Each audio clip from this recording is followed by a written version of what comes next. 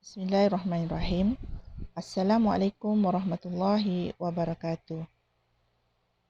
Murid-murid darjah 5 yang dikasihi Allah sekalian. Cikgu harap kamu telah bersedia untuk belajar pendidikan akhlak dan tasawuf darjah 5 pada hari ini di bawah tajuk adab bersukan.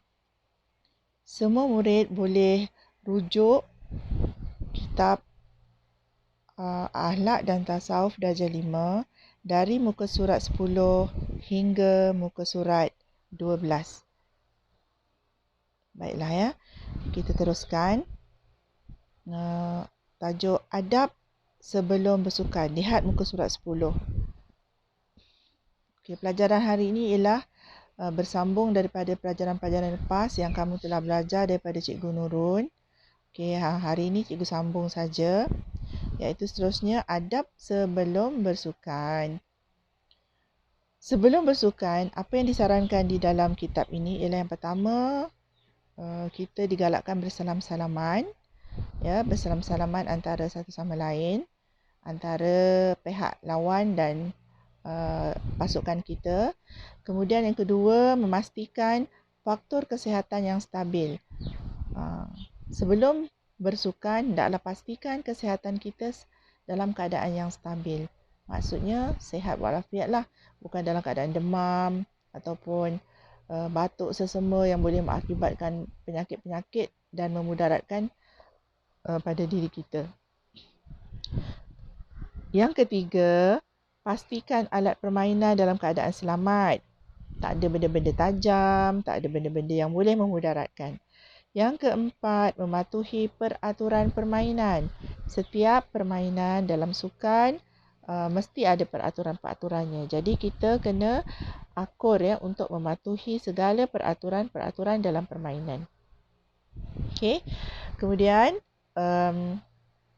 seterusnya adab semasa bersukan. Semasa bersukan, antara adab-adab yang perlu kita amalkan, yang pertama ialah menutup aurat. Terlebih-lebih kita orang Islam ya. Orang Islam, perempuan, lelaki kena menutup aurat. Jaga aurat kita, terutama perempuan. Tudungnya, stokingnya, pakaiannya jangan terlalu ketat ya, supaya kita dipandang mulia di mana-mana pun. Yang kedua, mengawal emosi. Emosi kena jaga, jangan nak ikutkan perasaan, nak marah ya, dengan panas baran, mudah apa orang kata mengamuk dan sebagainya. Jadi emosi tu nak kena jaga. Yang ketiga, semangat kesukanan mesti ada dalam pasukan. Untuk meraih kejayaan ni kebiasaannya semangat kesukanan yang tinggi. Yang keempat, hendaklah bekerjasama di antara satu sama lain dalam satu pasukan. Okey. Untuk mencapai kejayaan, semangat kerjasama sangat penting dalam satu pasukan. Okey, itu adab semasa bersukan. Selepas bersukan ya, adab selepas bersukan antaranya ialah pertama, tidak berdendam. Ya, maksudnya kita jangan berdendam dengan rakan satu pasukan kita ataupun rakan lawan pasukan kita yang berlawan tadi, rakan lawan kita tu jangan sesekali sifat dendam tu ada pada diri kita. Buangkan jauh-jauh. Semasa bermain, bersukan. Dah sudah, habis, tamat je permainan. Maksudnya, jangan dibawa keluar apa-apa yang berlaku dalam permainan tadi. Yang kedua, bermaafanlah antara pasukan dan kumpulan. Yang ketiga, menyimpan alat permainan selepas digunakan dengan betul. Dan yang keempat, menerima keputusan permainan dengan hati yang terbuka. Apa-apa juga keputusan, sama ada menang ataupun kalah, itu dah ketentuan. Jadi kena redha. Kita orang Islam kan, kena redha atas apa juga ketentuan Allah. Okey, seterusnya larangan ketika bersukan. Ni nak kena ambil berat Dalam bersukan, Islam tidak melarang kita bersukan, ya. Islam tidak melarang, tetapi kita hendaklah menjaga adab-adab sebelum, semasa dan selepas bersukan. Larangan yang ketika bersukan ni, larangan yang apa yang dilarang kita buat semasa bersukan. Pertama, kita berdendam. Ya, seperti yang cikgu katakan tadi, kita jangan sekali-kali mempunyai perasaan dendam pada pihak lawan ataupun pada ahli kumpulan kita yang buat kesalahan. Yang kedua, melanggar peraturan permainan. Jangan sekali-kali melanggar peraturan permainan. Kena ikut, kena jujur, kena akur. Okey, yang ketiga, tingkah laku yang kurang sopan. Jangan timbulkan tingkah laku yang kurang sopan kerana tingkah laku kita semua dipandang oleh pihak lawan dan orang ramai. Yang keempat, jangan timbulkan semangat tiada semangat kesukanan. Maksudnya alamak, lemah, letih kan. Maksudnya tak ada semangat kesukanan langsung. Macam tu. So, ada 4 perkara larangan ketika bersukan.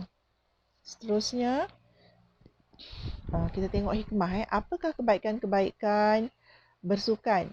Antaranya ialah yang pertama, melahirkan akal yang cerdas dan badan yang cergas. Bila kita bersukan, akal kita menjadi cerdas dan badan kita cergas, insya-Allah. Yang kedua, dapat menambah kenalan.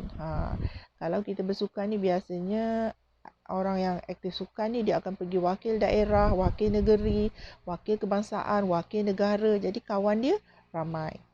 Yang ketiga, mencantikkan tubuh badan. Dengan bersukan ni, kita dapat mengeluarkan peluh yang banyak ya. Jadi kalau hari-hari kita maintain buat aktiviti bersukan, badan yang agak-agak gemuk ke boroi ke, insya-Allah akan jadi cantik, slim je, fit je kan. Jadi insya-Allah lah dengan bersukan ni dapat mencantikkan tubuh badan kita. Yang keempat, melahirkan sifat sabar. Dalam bersukan ni kena sabar. Memang kena banyak bersabar. Ya. Kadang-kadang kita rasa, ya Allah, kenapa tak masuk gol kan? Tapi semua tu ketentuan Allah. Sabar tu sangat penting dalam bersukan. Yang kelima, menguji kebolehan kita. Setiap orang ada kebolehan, ada kelebihan tersendiri. Yang keenam, dalam bersukan ni juga dapat mengeratkan silaturahim antara rakan pasukan dan juga rakan-rakan lain. Yang ketujuh, melatih diri berdisiplin mengikut peraturan-peraturan yang telah ditetapkan. Okey, baik. Yang akhirnya kita tengok tajuk akibat mengabaikan adab bersukan. Kalau kita tak ikut peraturan, kalau kita abaikan adab bersukan, apa yang akan jadi? Cuba kita tengok. Yang pertama, mengganggu suasana permainan. Contohnya dalam waktu bermain kita bergaduh, berperang, kan? Bermusuh-musuh, bercakap yang bukan-bukan dan sebagainya.